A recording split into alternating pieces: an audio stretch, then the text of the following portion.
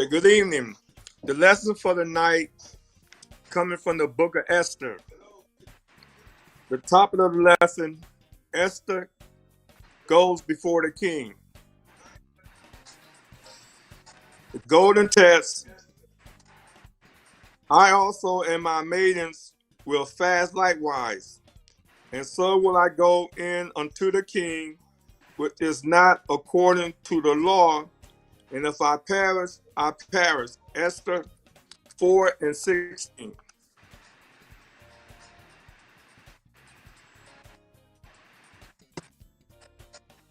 We're going to go into the lesson. Whenever you watch a movie and you go out and you come back and you miss the beginning of it and you miss certain parts and you say, well, what happened? Um, and this is the same thing with this lesson. We're going to start in Esther. The lesson is from Esther chapter 4, verses 6 through 16, and chapter 5, verses 1 and 2. So I'm going to read Esther chapter 4, verses 6 through 14. Then I'm going to give you a summary of what happened up until this point. So Hadad went forth to Mordecai unto the streets of the city, which was before the king gate. And Mordecai told him of all that had happened unto him, and the sum of money that Haman had promised to pay to the king's treasures for the Jews to destroy them. Also, he gave him the copy of the decree that was given at Shushan to destroy them, to show it unto Esther, and to declare it unto her, and to charge her that she should go in unto the king to make supplications unto him, and to make requests before him for her people. Haman came and told Esther the words of Mordecai. Again, Esther spake unto Haman, and gave him commandments unto Mordecai.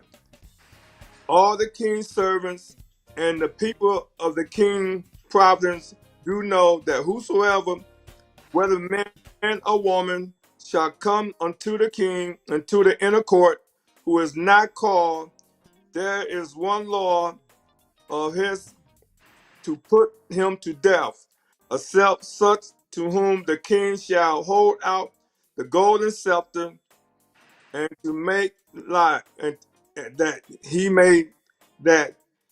may live. But I have not been called to come into the king these 30 days. And they told to Mordecai Esther words. The Mordecai commanded Esther, think not with thyself that thou should escape the king's house more than all the Jews. For if thou altogether hold thou peace at this time, then shall their enemy enlargement and deliverance arise to Jews from another place. But thou and thy father's house shall be destroyed. And who knoweth whether thou art come to the kingdom for such a time? So now I'm gonna take you back to what happened with all this, how all this started. What happened was the king had a feast, and he invited everybody to the feast, small and great, and the feast lasted 187 days. And at the end of the feast, because at the feast he showed all this gold, he bragged on himself, everything that he had done. At the end of the feast, he requested the queen would come because she was beautiful and he wanted to show off to all the people. But the queen refused to come before the king. So the king got mad, and the king cabinet told him and said, look, what she did is not right. She said, all the people see this. He said, this is going to be a proverb to you. You need to do something. So the king took, her name was Vashti, down for being queen. Then the cabinet said, well, you need to get another queen. So a decree went out to find all the fairest virgins and all the Shushan, the palace, everywhere, bring them before the king. And the king would pick one to take the place of Vashti to be queen. and they brought all the virgins. And when he seen Esther, the Bible says she was fair and she was beautiful, and the king loved her. So the king made Esther the queen. So now we're gonna go into the part what happened about Mordecai later on and Haman, who Haman was. In this story, you had the king, you had Esther, you had Mordecai, and you had Haman. These are the people in this lesson. And in chapter 3, it says, on bring Haman, the king put Haman over everything that he had. And he also made a decree, wherever Haman go, that you're supposed to bow to him and reverence him. And when it came to Mordecai, Mordecai seen it, Mordecai would not bow no reverence Haman. So we're going to go to chapter 2 and said, after these things, the king Ahasuerus promoted Haman, the son of, he was an Agrodite, to advance him, that he sat in the seat above all the princes that were with him, and above all the king's servants that was in the king gate, bowed and reverenced. And Haman, for the king had so commanded concerning him. But Mordecai bowed not, nor him reverence, nor showed him reverence. Then it goes on, skip a couple verses. Now it came to pass, when they spake daily unto him, and he hearkened not unto them, that they told Haman. So to see whether Mordecai matter would stand. And he had told them that he was a Jew. And when Haman saw that Mordecai bowed not, nor did him reverence, then Haman was full of wrath. And he thought score to lay hands on Mordecai alone, but he didn't do that at that time. And then what happened was in chapter 2, verses 8, and Haman said unto Ahasuerus, okay, and Haman said unto King Ahasuerus, there's a certain people scattered abroad and displaces among the people in all the province of the kingdom, and their laws are diverse from all people. Neither keep they the king's laws. Therefore, it is not for the king profit to suffer them. And it's pleased the king, let it be written that they may be destroyed. And I will pay 10,000 talents of silver to the hands of those that have the charge of the business to bring it into the king's treasurers. And the king took his ring from his hand and gave it unto Haman, and his son Hammenax, the Abadite, the Jews' enemy. And the king said unto Haman, the silver is given to thee, the people also, to do what them as it seemed good to thee. In other words, now Haman went to the king and lied. He said, you got these group of people over here, they not obeying what you said. They're doing contrary to your laws and stuff. Something need to be done about that. He said, in other words, they need to be put to death.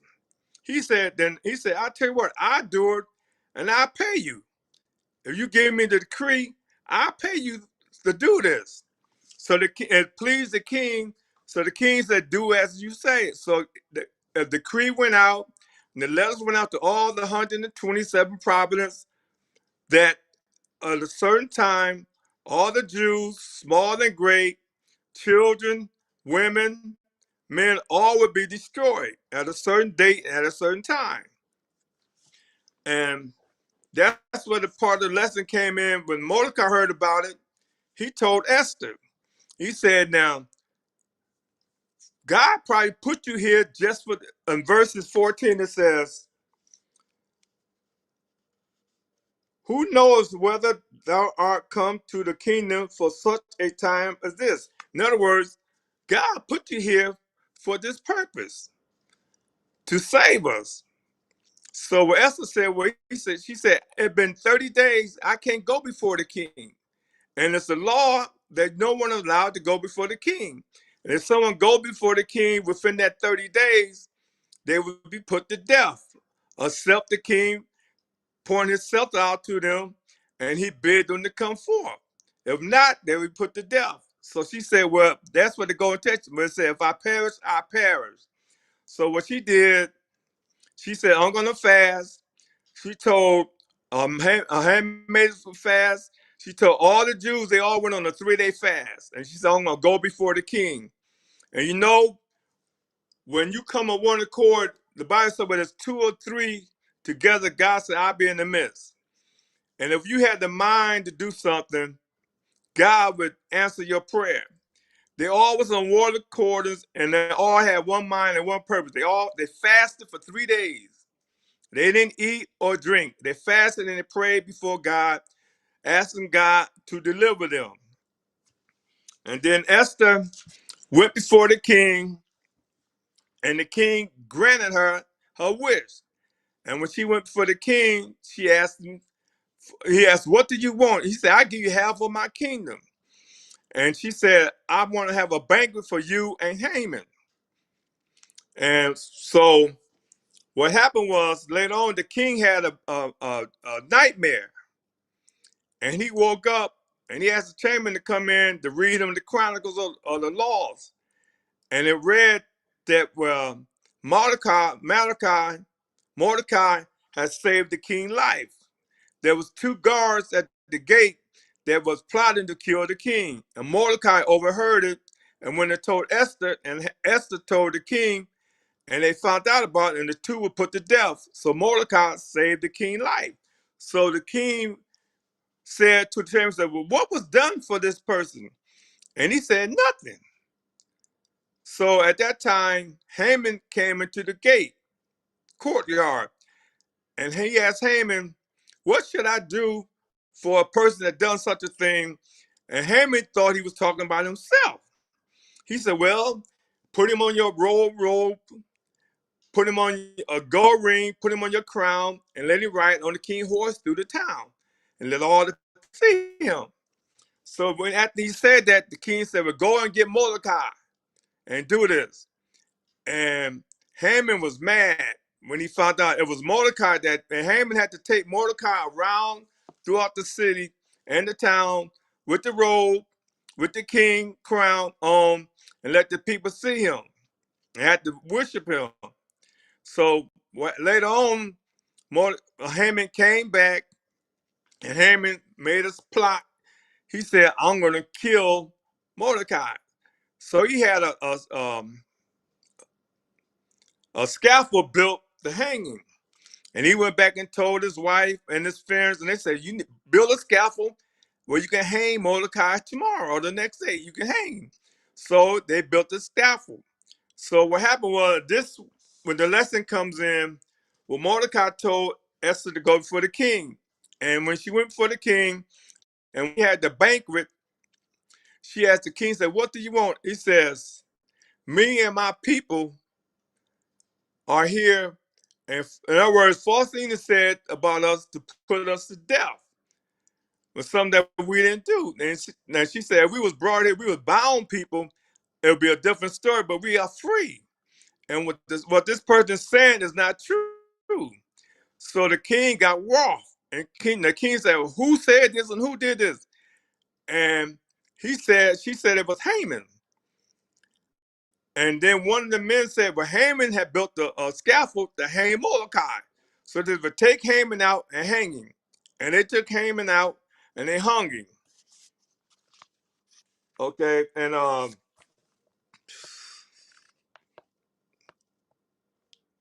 okay, I only read verses 17. So Mordecai went his way and did according to all that Esther had commanded him. This is about the fast. Now it came to pass on the 3rd day that Esther put on her royal apparel and stood in the inner court of the king house over against the king house. And the king sat upon his royal throne in the royal house over against the gate of the house. And it was so. When the king saw Esther, the queen, standing in the court, that she attained favor in his sight. In other words, God touched him and gave him favor, gave her favor. And the king held out